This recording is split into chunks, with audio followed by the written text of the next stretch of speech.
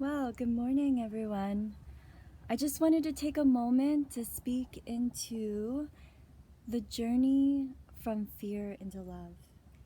And I'm speaking to you from my beautiful view of my porch, which I'm so delighted to have as I ground into this story, because for me, nature always helps me kind of come into a new verbalization, a new relaxing into the truth of what that is for me.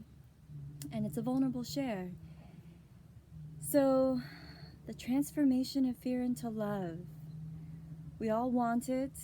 We're all seeking it at some level. And if we're not yet, then we're holding back from life. And then we have the sadness and this underlying loneliness that keeps us disconnected from the person that we know we can be and that we are in essence, because we are love. And it's such a really dualistic thing at first, because what's funny is that the journey to love seems to be imbued with so much fear for a lot of us, especially when we're getting to the deep core of possibilities of why we don't have love in our life, or what's keeping us from abundance, what's keeping us from loving ourselves at a deep level. And it can be scary to look at that, at least in a really, really authentic way, in a way that gives you clarity and a new sense of knowingness and power in yourself. And it's ironic, because once as you get to that place of transformation and you have the neutrality to be able to just see it without judging it, without, getting into a story again with it, it just is. And then you come to the love piece, and then it's easy. It's so easy and graceful to be in that place. And I'm just sharing this because I'm leading a retreat to Peru, and it comes up for me every time.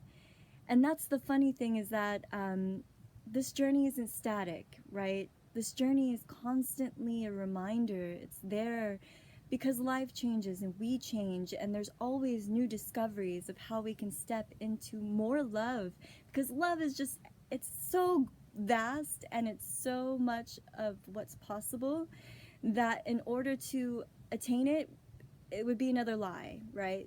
There's always another level of love, and dropping in and constantly being in your awareness of that is, I think, for me, what I found key to this journey. So I've just come out of any kind of a judgment around it, because I know that part, and that piece has given me so much stillness around this, and calmness. But one of the reasons I wanted to share this journey piece is at the core of why I lead this retreat to Peru.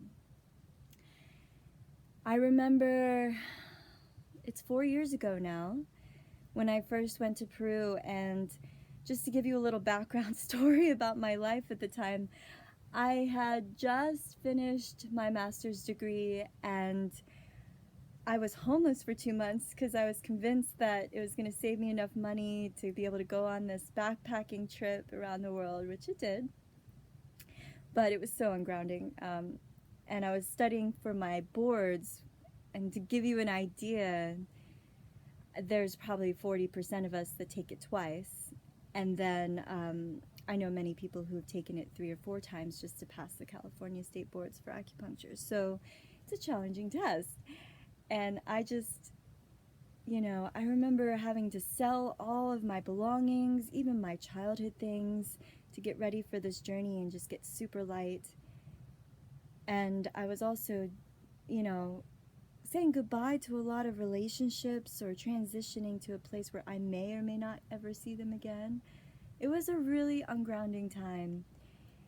And Peru called to me. It called to me strongly.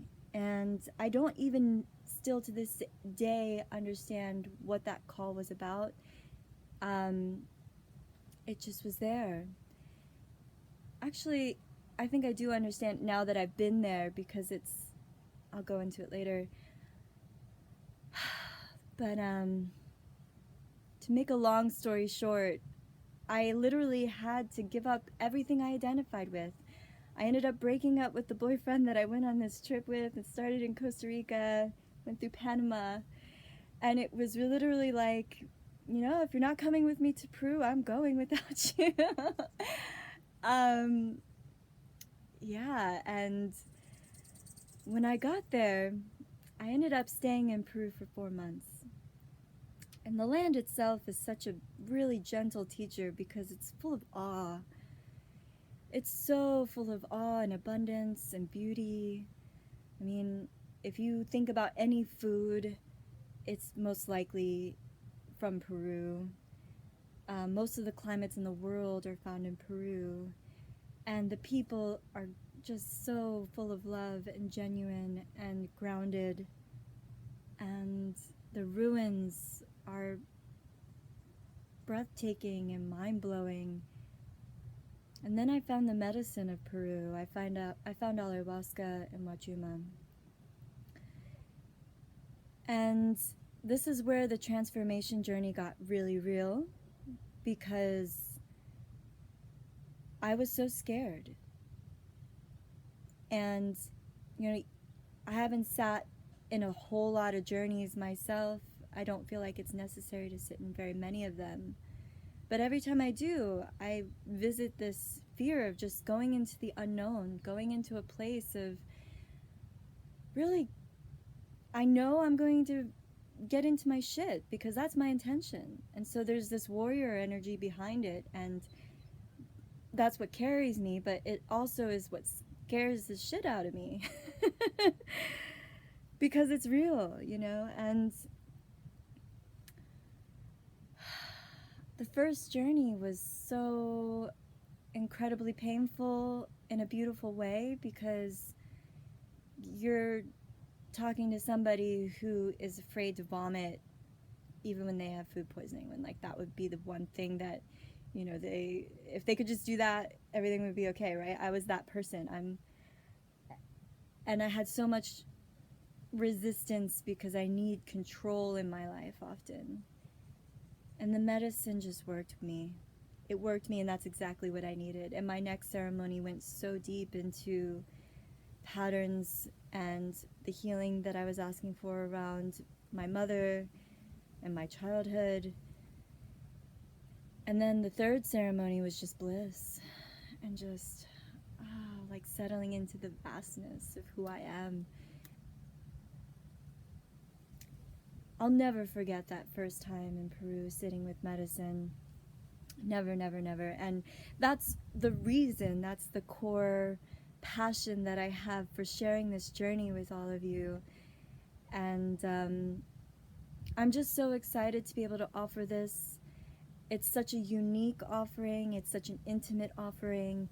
And we're right in the Andean mountains of the Sacred Valley, which in itself is a vortex. So everything that you're looking to have clarity and healing around is going to happen like that.